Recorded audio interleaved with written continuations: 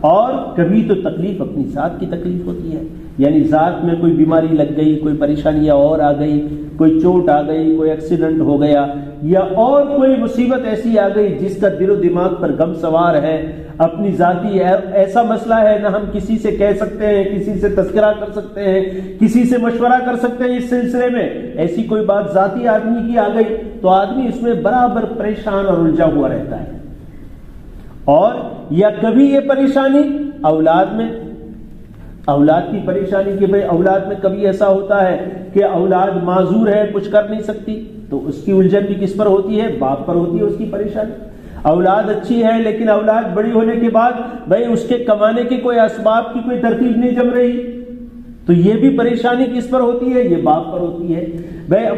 کماتا بھی ہے، اچھا کرتا ہے، لیکن شادی کا مسئلہ اس کا اٹکا ہوا ہے، تو بھی یہ الجھن کس کے اوپر؟ باپ کے سر پر ہوگی۔ بھئی شادی بھی ہو گئی لیکن کوئی مسئلہ ایسا کھڑا ہو گیا ہے اب، تو وہ برابر باپ پریشان ہے، بیٹا بھی پریشان ہے۔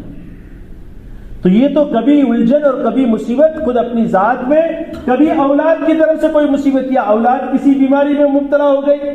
یا اولاد ہے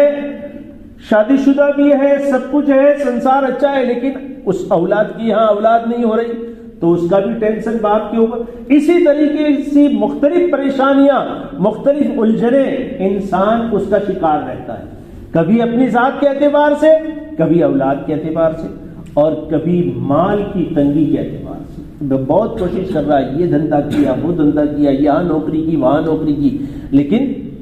کوئی ترتیب برابر جمتی نہیں ہے اور کچھ برابر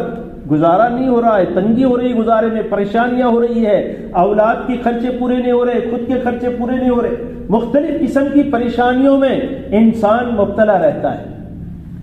یہ ساری پریشانیاں کسی نہ کسی شکل میں، کسی نہ کسی صورت میں،